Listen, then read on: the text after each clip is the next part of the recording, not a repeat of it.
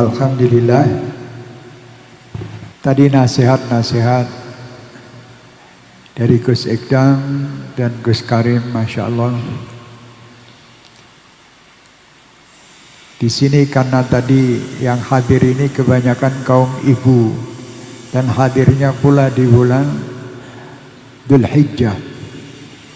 Kita akan bawakan sedikit cerita bagaimana istimewanya kaum ibu. Sebagaimana Siti Hajar di dalam pendidikan di rumah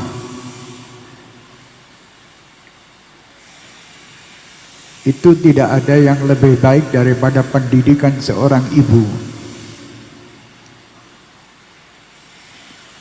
Nabi Allah Ibrahim alaihissalam, waktu beliau meninggalkan istrinya dan anaknya,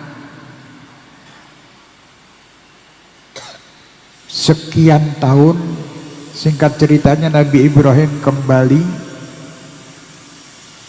kembalinya Nabi Ibrahim mendapatkan perintah setelah berjumpa dengan si anak, mendapatkan perintah untuk menyembelih. Waktu itu, ya bunayya inni ara fil manam anni azbahuk fandur madza tara.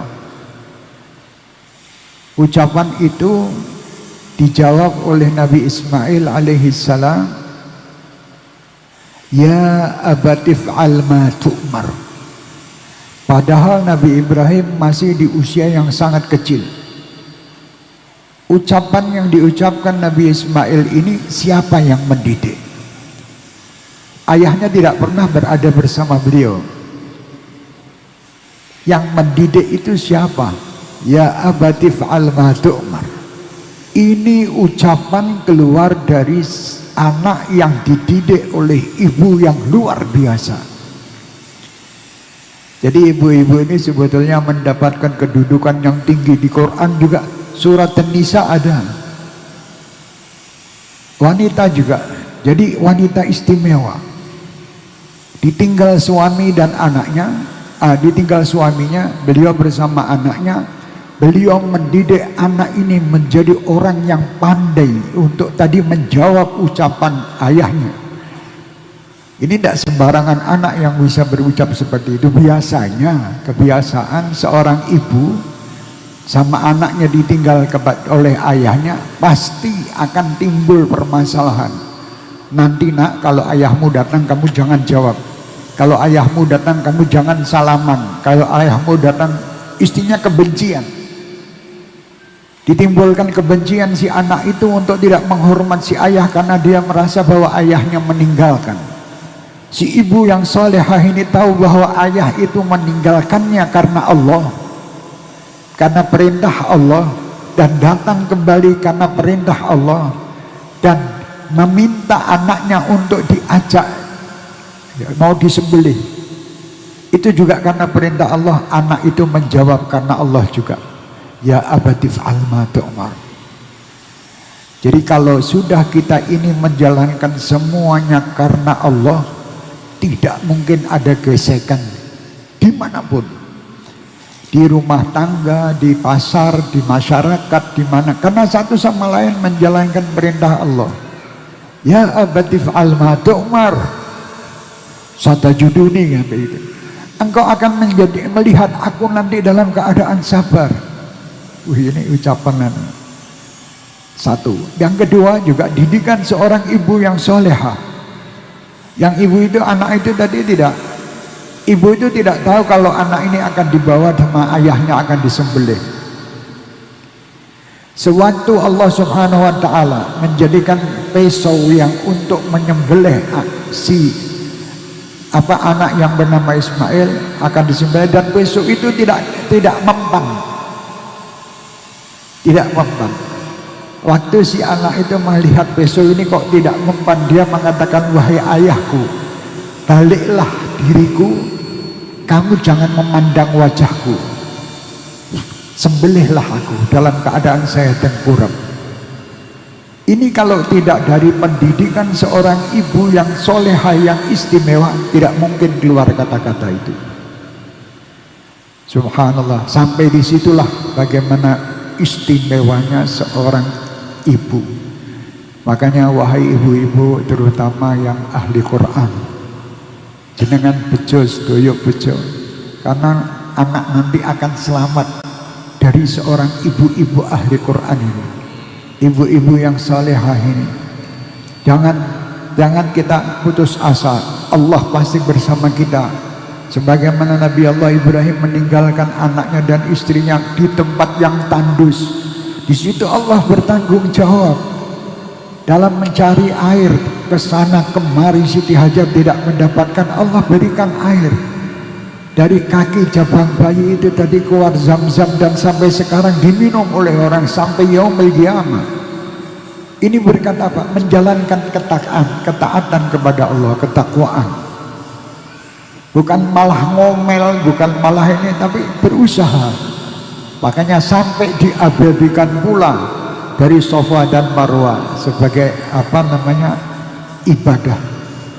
ibadah seorang ibu, ya, usaha seorang ibu dari Safa dan Marwah terus 7 kali ini diabadikan, dan hasilnya itu air zam-zam juga diminum oleh seluruh. Berapa kebaikan yang didapatkan oleh Siti Hajar, berapa kebaikan yang didapatkan oleh Nabi Allah Ismail, berapa kebaikan yang didapatkan Nabi Ibrahim. Ayo kita ikuti mereka.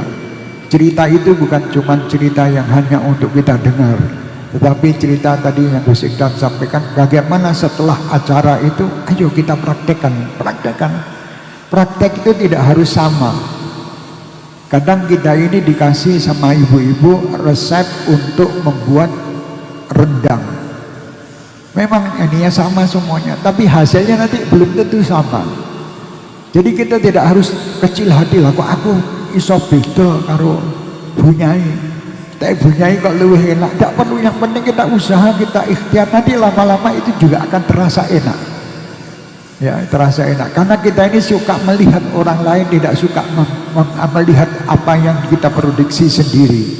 Kalau kita melihat apa yang kita lakukan terus, insya Allah tidak usah urusan orang, yang penting kita ikhtiar terus sampai kepada tujuan.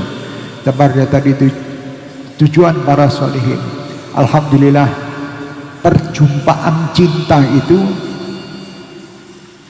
perjumpaan yang akan selalu terkenang dan tidak mungkin dilupakan. Bagaimana akan dilupakan bahwa yang dijumpai adalah kekasihnya, dan kekasih itu menanti perjumpaan orang yang dikasihi. Sebagaimana perjumpaan Allah dan Rasul Muhammad SAW dalam Isra wal Mi'raj, bagaimana perjumpaan Salman Al-Farisi dengan Rasul Muhammad SAW yang dicari sampai akhirnya berjumpa. Kalau perjumpaan itu dilandasi dengan cinta, tidak mungkin akan sia-sia dan tidak mungkin akan sirna. Dengan ujian sebesar apapun, cinta itu tambah nikmat. Begitu pula perjumpaan cinta ini, sebagaimana Imam Busiri mengatakan, al-hubbu ya'taridul ladzati bil alami. Cinta itu pasti penuh dengan ujian. Tanpa ujian bukan cinta. Jadi kalau ada orang cinta mengatakan bahwa saya ini tidak pernah teruji, dia belum bisa merasakan cinta. Cinta itu dia dalam keadaan ujian, tapi dia tetap istiqomah dalam menjalankan hal itu. Seperti ibu-ibu ini, pengajian ibu-ibu apa Quran, tafsir Quran, pengajian ini itu istiqomah. Tadi pagi baru saya sampaikan kepada ibu-ibu, Gus, alhamdulillah jenengan bejo istiqomah cekelono Gus Idam. Ojo mbok ya, tadi pagi baru saya cerita. Wis ojo kakean menga-mengo, dicekeli istiqomah, dan insya Allah akan selesai. Dan nanti apa yang menjadi hajat itu insya Allah rampung. Kadang kita ini belum masak, ini belum selesai kok kurang enak, ganti orang enak rampung, no saya nganti rampung lah jadi enak.